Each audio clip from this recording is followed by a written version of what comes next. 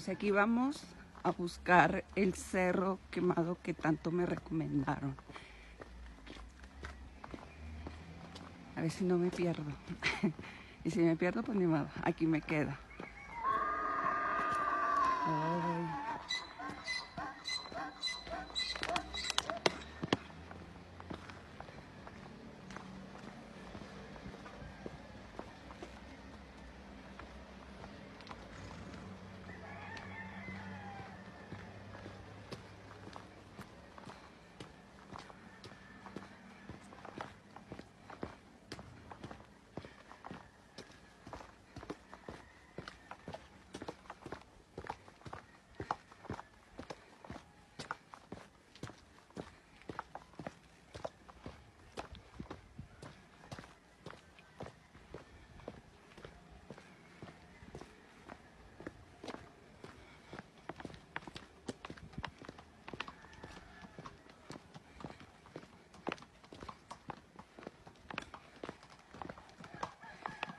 Dubbed as the eerie ghost town of Rio de Catorce, it sits 9,000 feet on a dusky plateau.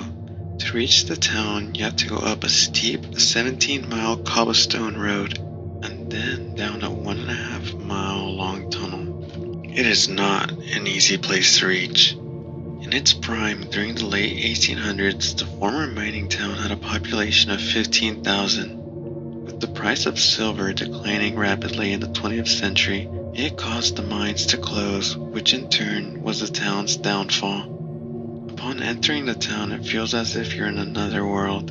You are greeted with statues honoring the mine workers, with a lot of ruins and fallen down abandoned buildings. Most of the current population surround the main square, Plaza Hidalgo, where you'll find restaurants, coffee shops, tour guides, a church, and a museum. During the day, Rio de Catorce is palatable, but at night, it can be unbearably creepy. Since before the mining boom, this town has been inhabited by the semi-nomadic people of Huichols, who still maintain many of their ancient traditions till this day. These indigenous people reside in the spiritual settlement of Cerro del Quemado, believed to be the birthplace of the sun.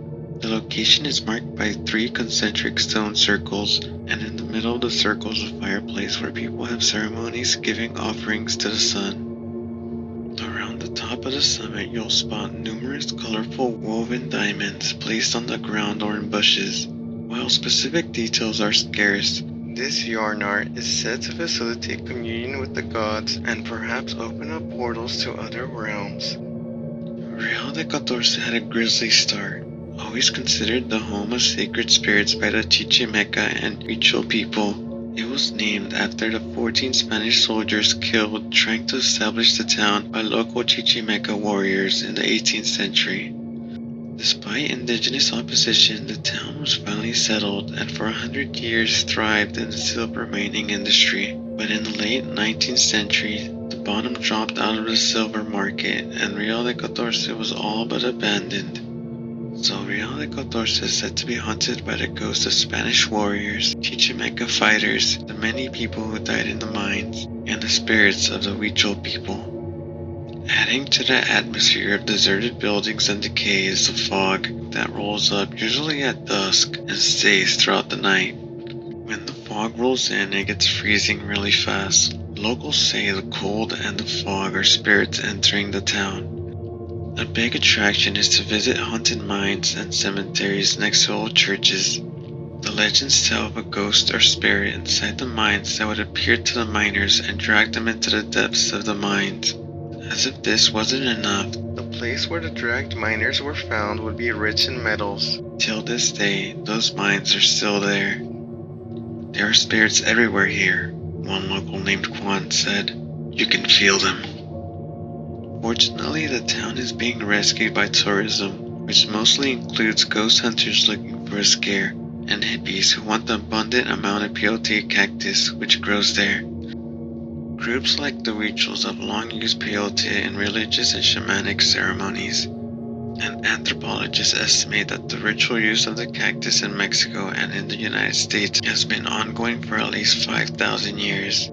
The indigenous tribes of the Huichols head towards Cerro del Quemado, or as they know it, Wiki Ruta. This is their ceremonial center. To get here, some of them walk 13 to 25 days fasting and drinking very little. For them, peyote is a sacred plant that purifies them. It also inhibits hunger. The colorful visions induced by peyote are a major theme of ritual art, and looking closely you'll find various symbolic animals such as a deer represented in the sacred art as well. Notably, peyote isn't solely ingested to induce psychedelic trips, but consuming small amounts can have medicinal benefits. It is illegal to pick these cactus, so these hippies are looked down upon for drying up the supply. Although it is dubbed the ghost town, in its center has a population of 1,000 residents. Now, what do you guys think? Is this town really haunted? Do the videos hold any merit, or is this all to bring more tourists into their town?